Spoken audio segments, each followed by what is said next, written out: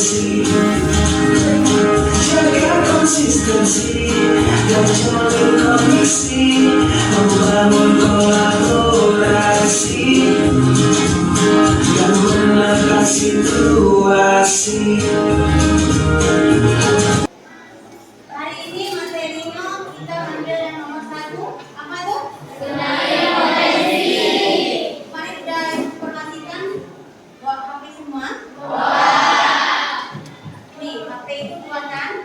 Kita buka aplikasi Aku Pintar. Ketikkan dari situ, nanti ada keluar.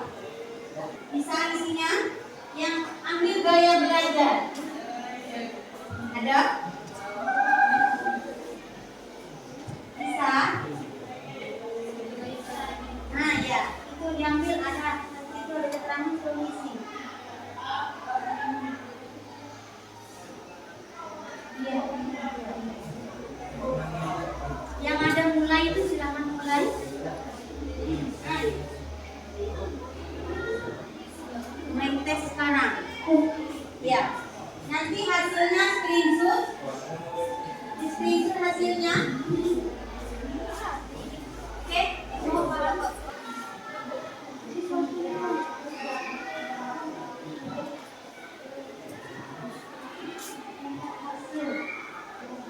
Oke, sudah semua?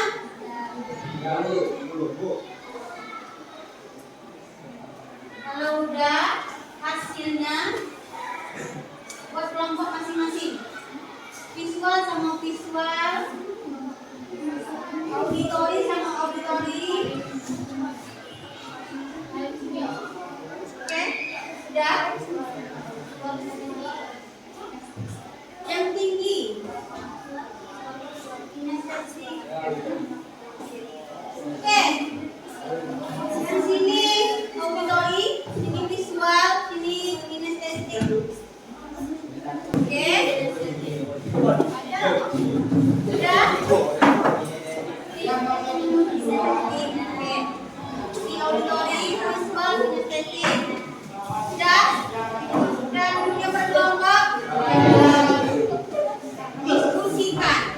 Gaya belajar apa kamu itu? Visual misalnya cirinya apa? Paham? Ditulis. Hasil diskusi nanti dipresentasikan salah satu kelompok maju.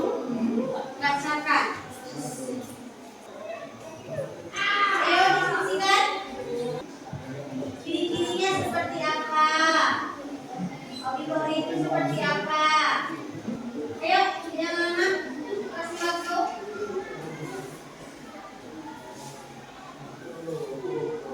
Ayo, ditulis nanti perwakilannya siapa yang baca.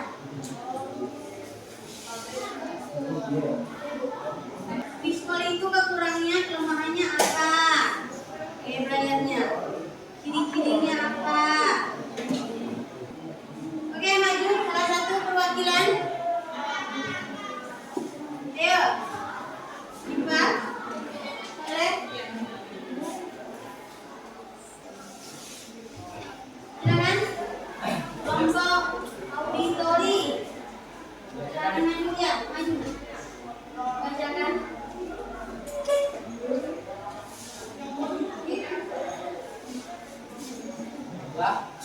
Jadi menurut hasil diskusi kami, metode auditori adalah suatu gaya belajar yang mengandalkan kemampuan mendengar, menyerap informasi, dan memahami materi. Karakteristiknya antara lain sebagai berikut: lebih mudah paham melalui suara dan musik, bisa mendengarkan penjelasan lisan, dan terakhir mampu mengingat informasi yang didengar dengan baik.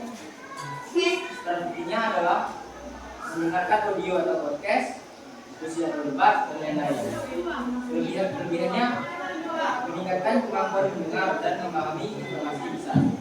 Sedangkan kekurangannya sulit memahami informasi yang kompleks atau abstrak dan mudah terganggu oleh suara serta. Oke, terima kasih dulu.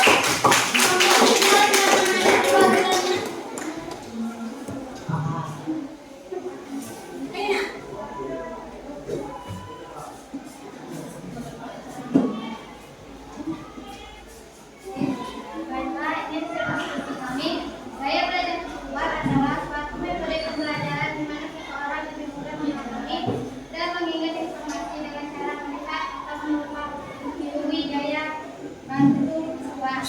Ciri-cirinya mengandalkan penglihatan, suka membaca materi dibanding mendengar, mudah mengingat visual, cepat mengingat detail yang mudah, suka mencatat, cenderung membuat catatan rapi dan terorganisasi.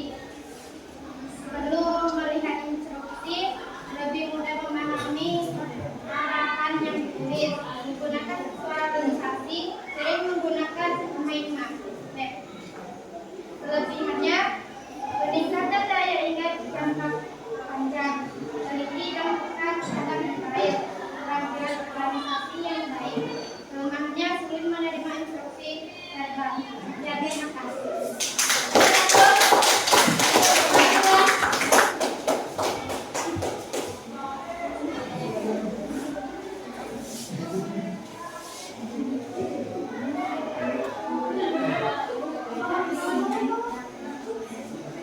Saya akan menjelaskan tentang gaya belajar kinestik. Gaya belajar kinestik adalah gaya belajar yang mengandalkan gerakan, sentuhan, dan pengalaman fisik untuk memahami informasi. Ciri-ciri gaya belajar kinestik adalah belajar melalui tindakan, suka bergerak, belajar dengan menyentuh, menggunakan isyarat tubuh, menyukai aktivitas fisik, pandai mencetak. Kelebihannya adalah keterampilan motorik, pemahaman praktis. Kekurangannya adalah kesulitan dengan materi abstrak, terkesan kurang fokus.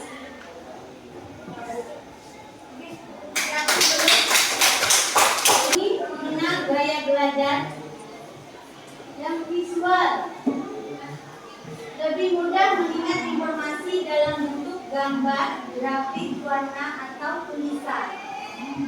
Senang membaca dan mencatat. Tertarik pada tampilan visual seperti diagram atau print, map, video, ilustrasi, atau slide presentasi. Saat memahami pelajaran cenderung membayangkan dalam pikirannya. Strategi pembelajaran yang efektif menggunakan gambar, peta konsep, video, infografik. Ajak murid membuat catatan warna-warni atau sketsa. Itu yang visual. Ini yang auditory, lebih cepat paham jika informasi disampaikan secara lisan. Senang berdiskusi, mendengarkan penjelasan atau mendengar suara guru. Mudah mengingat informasi yang didengar seperti lagu, cerita, atau percakapan. Cenderung mengulang informasi dengan cara pengucapannya. Strategi yang efektifnya gunakan diskusi, tanya jawab, rekaman suara, lagu edukatif. Yang kinestetik, belajar lebih efektif dengan menyentuh, bergerak, atau melakukan langsung. Berarti dengan bergerak, oke? Suka praktek, eksperimen, atau aktivitas fisik. Mudah bosan jika hanya duduk diam terlalu lama. Sering menggunakan gerakan tangan saat berbicara atau belajar. Strategi efektifnya simulasi, eksperimen, atau bermain peran. Oke, itu 3 gaya belajar. Ada yang tidak sesuai dengan diri kalian? Sesuai? Ini mengenal potensi karir di masa depan. Bisa dibacakan, nak? Salah satu. Boleh? Oke. Dari inilah mengenali potensi karir masa depan. Tes karir inklusif diadaptasi dari tes minat karir dari Bill Holland yang dikenal dengan IASEC. Tes ini adalah salah satu teori yang paling terkenal dalam pemilihan karir dan bimbingan politik. Teori Holland mengklasifikasikan minat karir seseorang dalam 6 tipe belajar yang berbeda, yaitu yang pertama realistik. Individu yang suka bekerja dengan benda, mesin, atau kegiatan fisik seringkali lebih tertarik pada pekerjaan yang melibatkan keterampilan praktis dan teknik. Contohnya seperti mekanik, tukang listrik, teknisi, polisi, dan petani. Oke, yang pertama ini mengacu ke gaya belajar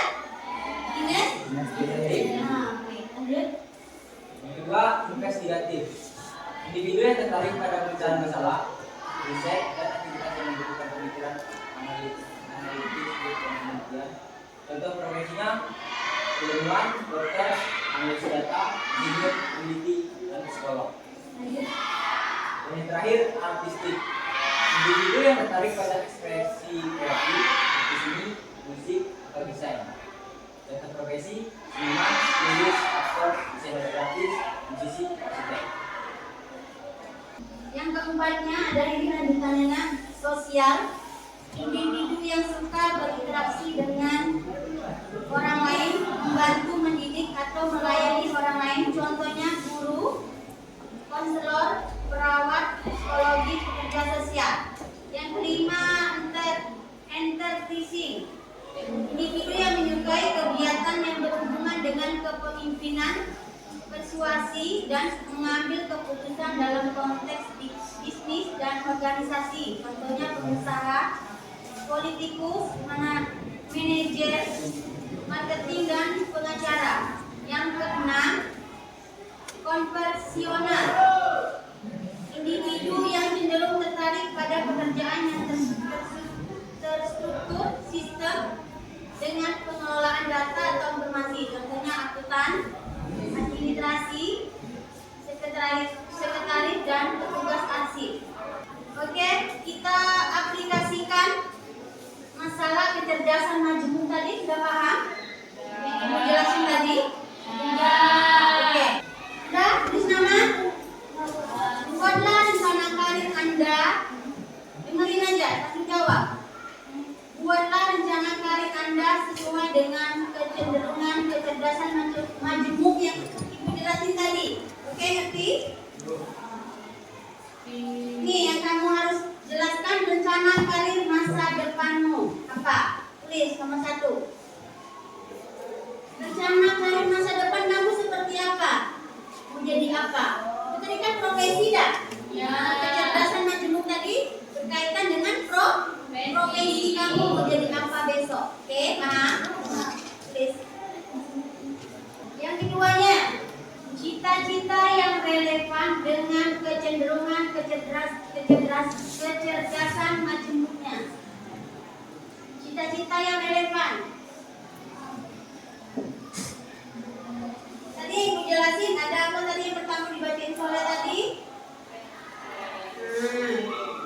Kembalikan dulu. Ini realistis. Selanjutnya yang ketiga,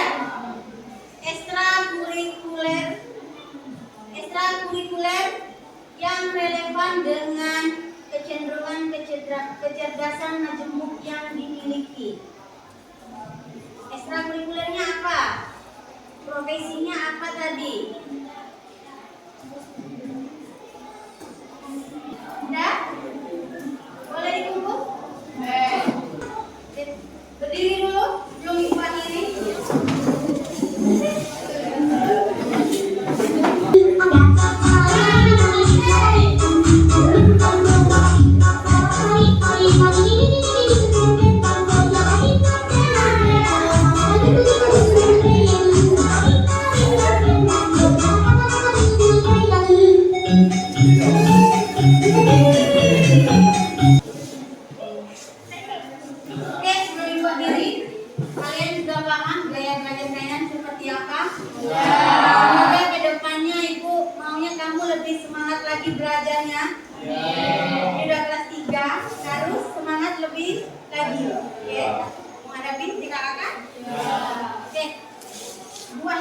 Assalamualaikum warahmatullahi wabarakatuh.